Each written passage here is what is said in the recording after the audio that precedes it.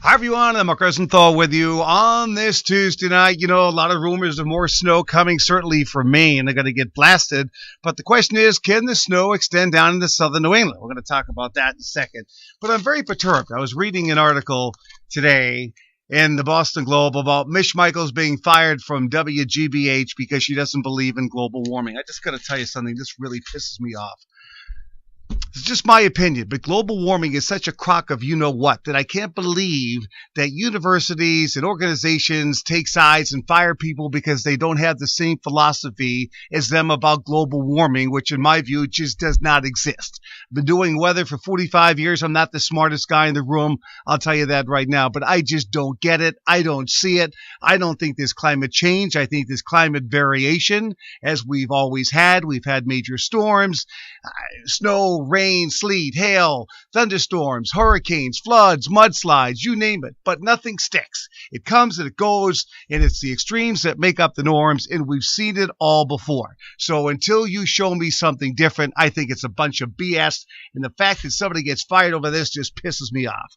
All right, I'm off my soapbox. Here we go. Let's talk about the weather here. Let me bring up the latest water vapor loop for you. Sorry if I offended you on that. I didn't mean to, but it just makes me really aggravated for somebody who's been in the field for 45 years. This is a water vapor loop showing you a strong storm coming out of Texas. You see a big swirl here, but also notice back in the Great Lakes, there's another swirl. This is the polar jet stream merging with the subtropical jet, and they're going to be merging off the New England coast. The big question is, where does that happen? Is it south of New England, or is it east in the Gulf of Maine? Still trying to work on that for you, but let's look at the latest radar loop, and you'll be able to see there's a large swath of snow south of Hudson's Bay, back into the Great Lakes, and a large swath of rain from Oklahoma.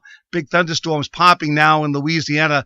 Both of these streams are going to be merging somewhere east or south of New England. So let me give it to you like this. This is the NAM, latest NAM from this afternoon, and this is valid for 1 o'clock tomorrow afternoon. They have low pressure developing south of New England. If this is the real world, it would be rain changing to snow.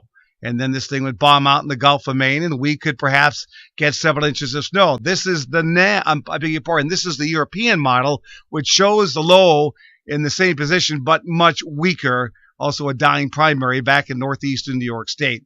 We show you a couple of more maps there. This is off the regular NAM snowfall. The darker blue here is about 2 to 4 inches in Boston, and this purple is about 6+ in coastal South Shore. Of course, they get hammered in Maine. Portland, Maine gets 6, and the mountains get over a foot. Now, this is the high-resolution NAM, which gives Boston 5 to 6 inches and 8 inches on the North Shore, a foot from Portland North. Is this the real world? I need more time to figure it out. I need to look at more information late tonight.